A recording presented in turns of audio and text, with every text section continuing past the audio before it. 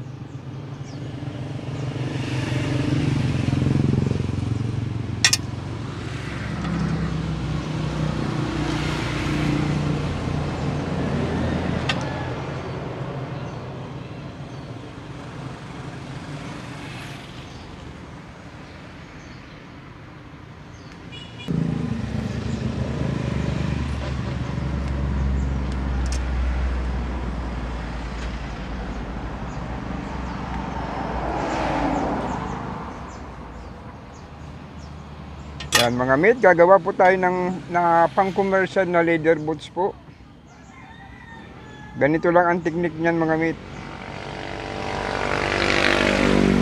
Kasi pag bibili po kayo mga mate sa mga nagtitinda po ng mga gap-accessories, ang 3 piraso po ng leather boot mate ay 100, yung pang-commercial. Lalo na kung mas maganda po yung gawa, bintahan po nila dyan mate ay 150. Yung ginatawag nilang special. Ikakat lang po natin ng ganito kaliliit mga mate.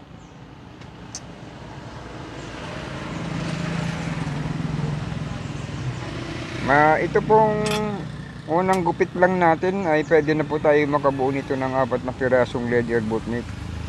Pang commercial na leather boot.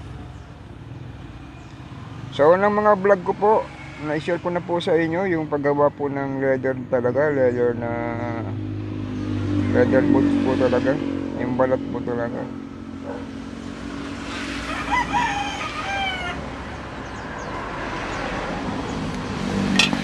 Ayan.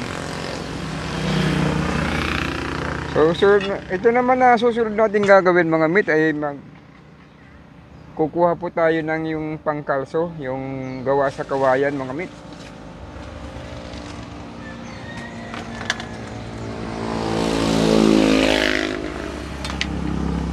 Ito po. Ito po ay nahati ko na, naka triangle na siya.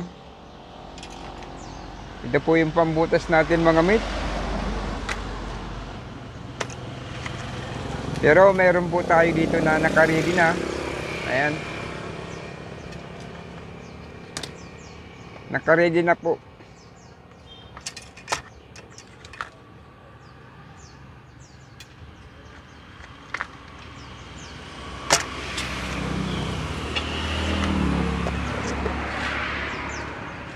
Gagawin natin mga mate, gagamit lang po tayo ng rugby.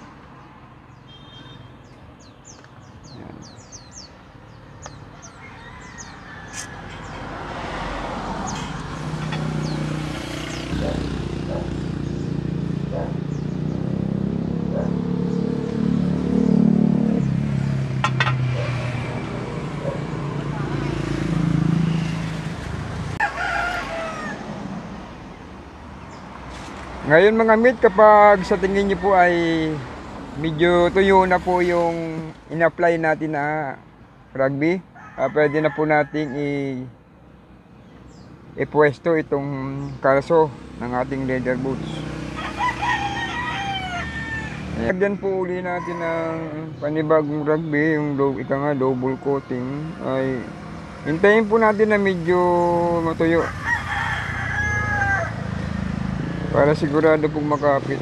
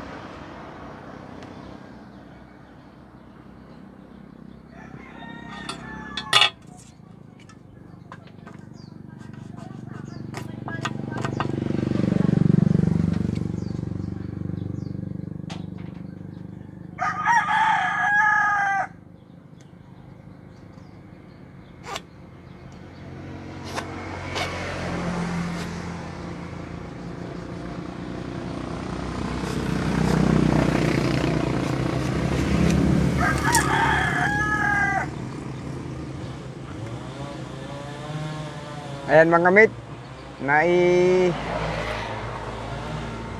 nailak na po natin. Nasa loob na po yung kalso. Ngayon ang gagawin natin mga mate, ipopormahan na po natin to at saka bubutasan po natin mga mate.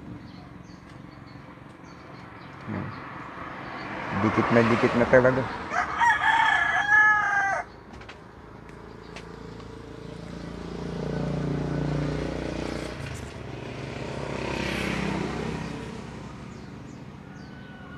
Kaya kung gusto niyo po meet ng libangan na kapag pakinabang, pag wala pa po kayong work, hindi pa oras ang trabaho nyo, ayun, pwede po kayong maglibang ng ganito. Yung mga nasa abroad po na mahilig din pong magtari, ayan, para pag uwi nyo, pag uwi nyo sa Pinas, marami na po kayong nagawang leather boots. Ika nga pampalipas ng oras mga mate.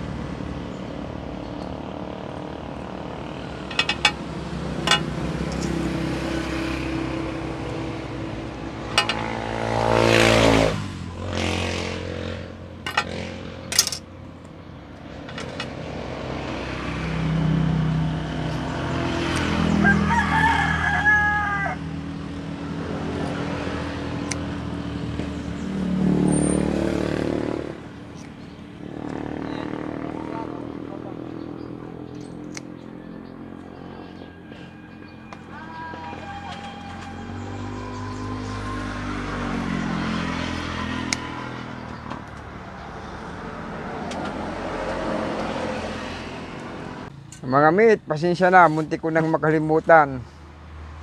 Bago pala natin to butasan, itong ginawa natin na leather boot, kailangan pala na, muntik ko na po makalimutan, sorry.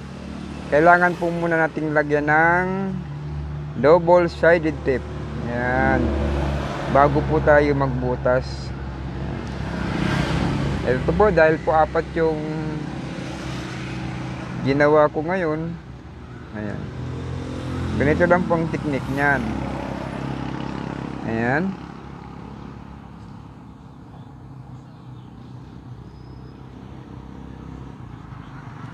Ayan.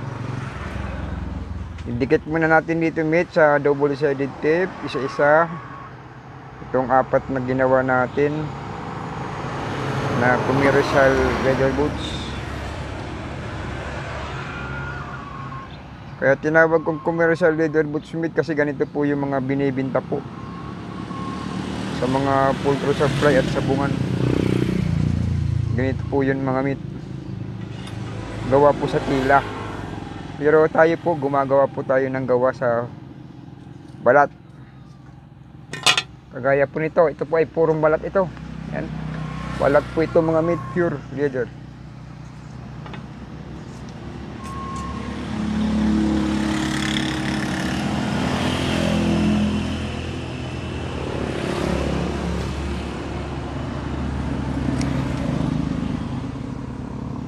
Ngayon mga mate, dahil meron na po tayong inilagay na double sided tape, ay pwede na po tayong magbutas. Ayan. Malapit na pong matapos mga mate. Pagpasensya nyo na po itong na-share ko uli ha.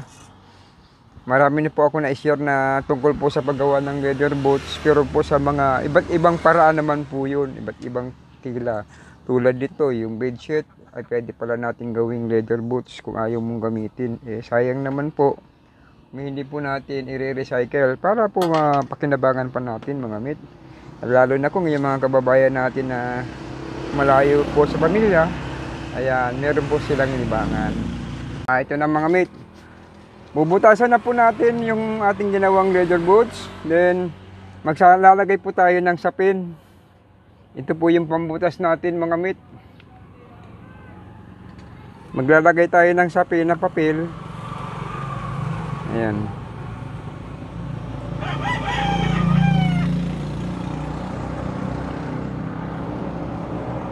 Kailangan bago po natin pukpukin ang martilyo ito, siguraduhin po natin talagang tapat na tapat at hindi po balagbag o baka hindi pantay mga mate. Siguraduhin natin na yung pagkakalapat po natin ng ating pambutas ay talagang sakto na po.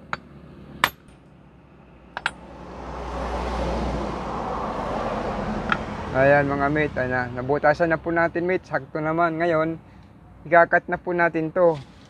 Pagagandahin po natin mga mate. Sa gunting natin. Ayan. Yan mga mate ha, ganito lang po yan.